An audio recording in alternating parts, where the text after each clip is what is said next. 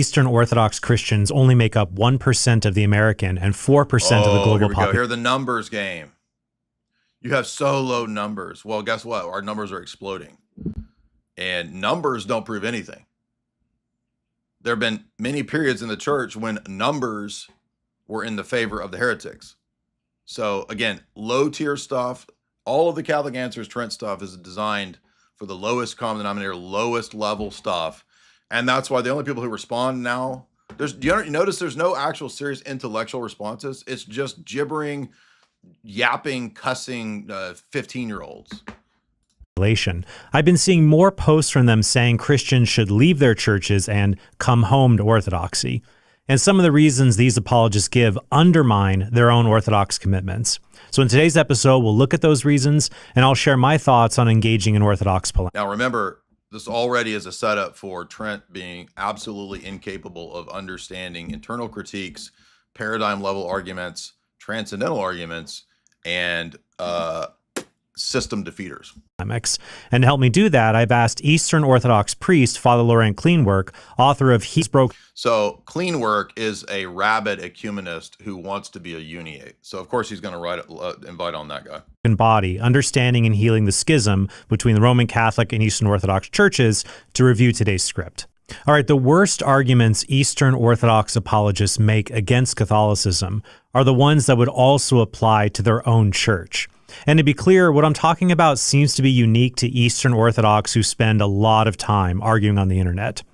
Oh, see, we're bad, even though Trent spends a lot of time arguing on the internet. So Trent arguing on the internet is cool, but if you're an ortho bro, you're chronically online arguing on the internet. Now remember, this is the critique that we get from feminists and church moms and church core sewing circle wine moms, that ortho bros are chronically online.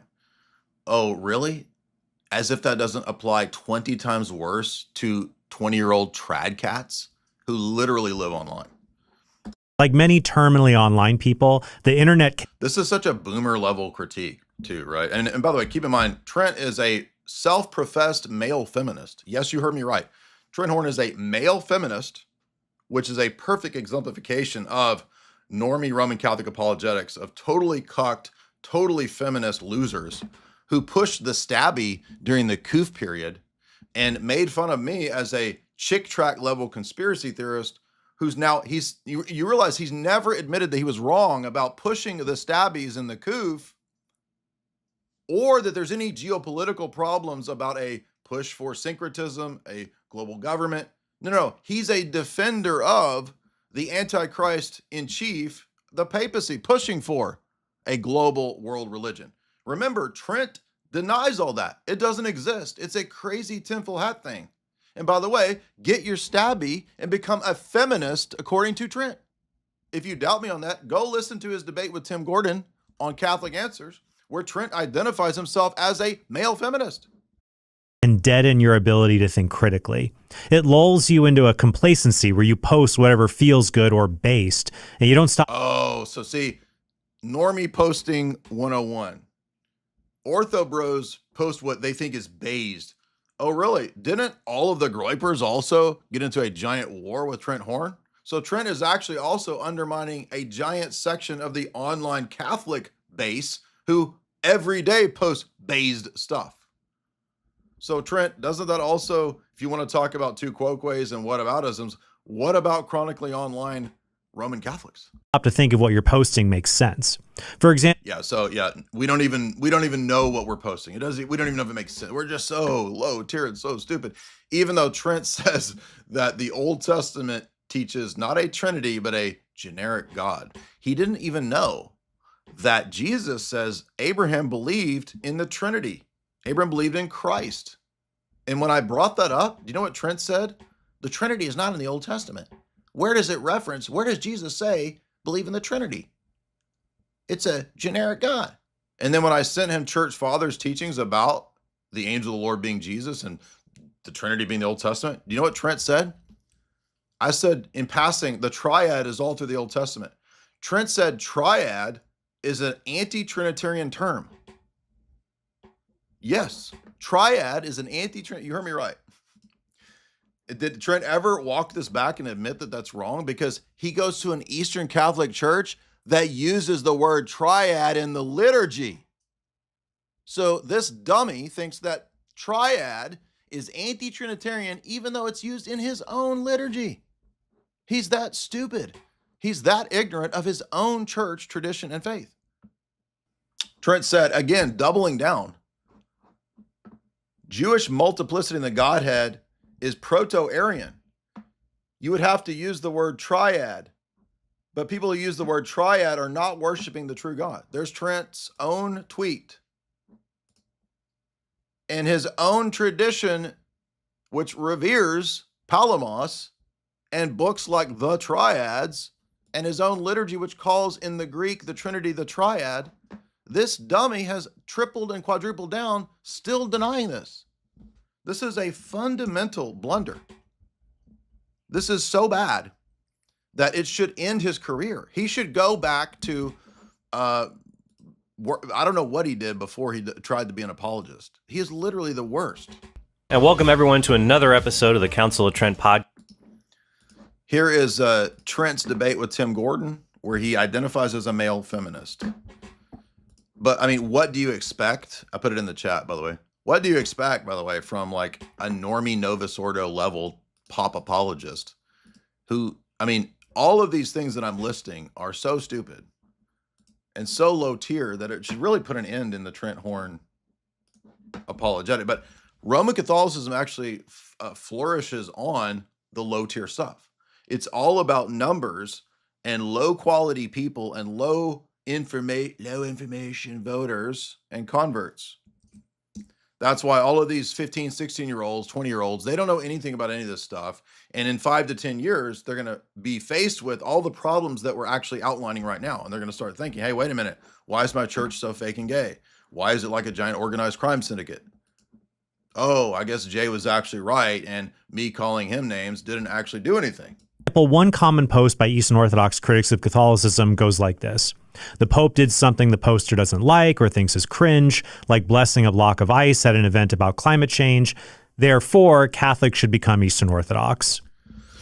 No, the argument was never the Pope did something cringe, so orthodoxy is true. And he knows that that's not the argument, I think. So I think Trent is just straight lying here at this point, because all we've said for 10 years plus is that these actions betray the faith.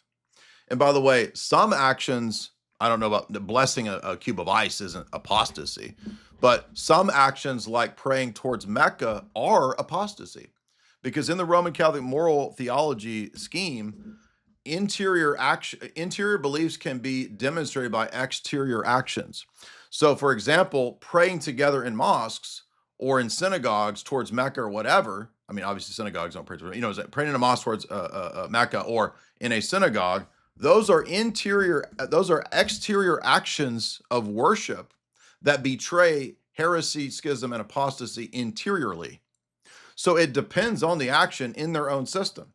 That's why they talk about certain sins in their canon law meeting with excommunication automatically. It's called ipso facto excommunication, such as apostasy. So praying in the synagogues and in the mosques, here's Benedict praying in the mosque towards Mecca. Here's Francis praying in the mosque towards Mecca. Common religious celebrations that we just saw are condemned in Mortalium Animos explicitly for Christian heresies. Well, obviously, by extension, that applies to false religions. Duh. And when you tell the Roman Catholics this, they just hand wave it and say, well, maybe he's praying for the Muslims. Maybe he has the motive to sneak in and convert them. You don't understand. The action itself is condemned because it is an action of apostasy. It is signifying that one now believes in common that you can pray towards Mecca because it's all the same God. Do you understand? This all goes together. And the sign that this religion is cursed is the rampant PDF Skittle stuff.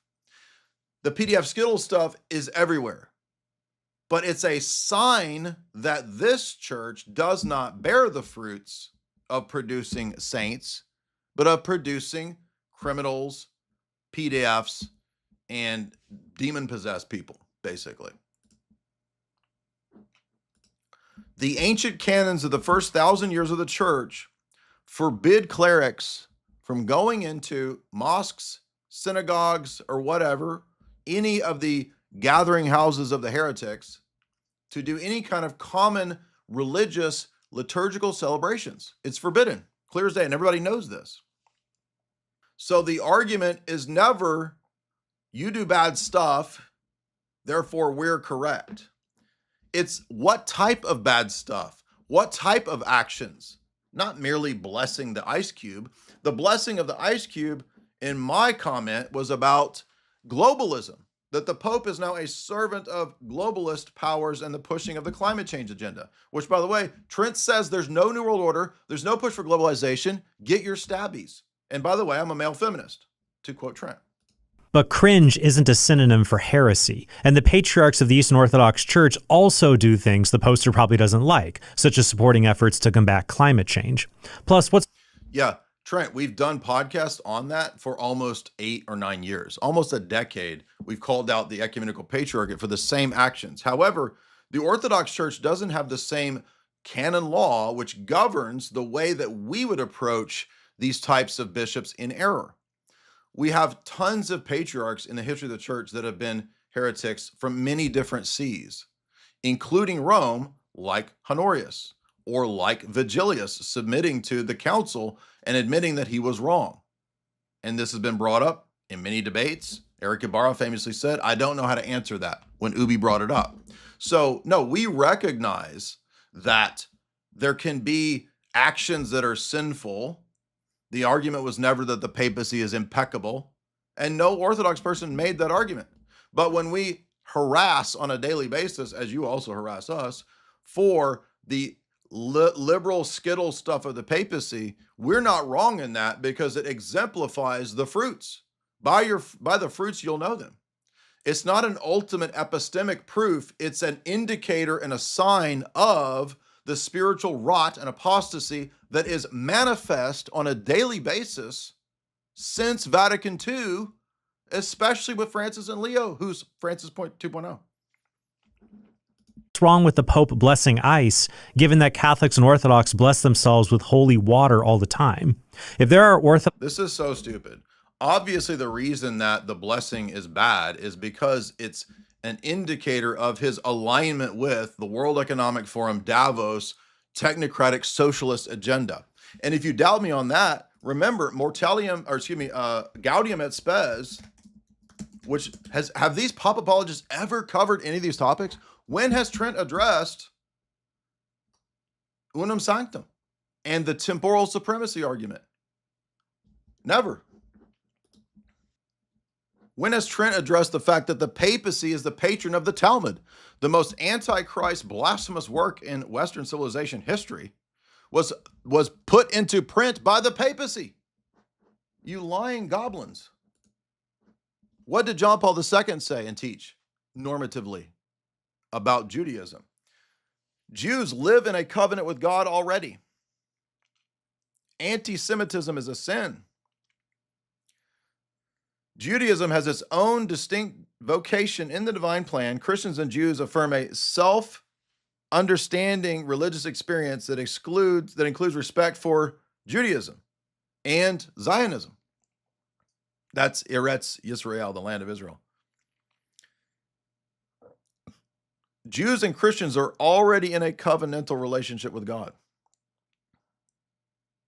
The scriptures of the Jews have a revelatory value as inspired outside of the Christological interpretation. That's probably the worst statement in all of that, because that's a complete rejection of the traditional Christian perspective and patristic interpretation of the Old Testament.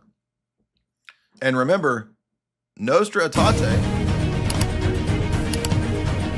was written by a Jewish infiltrator, a gay man, who then left the priesthood and Catholicism after he did his work.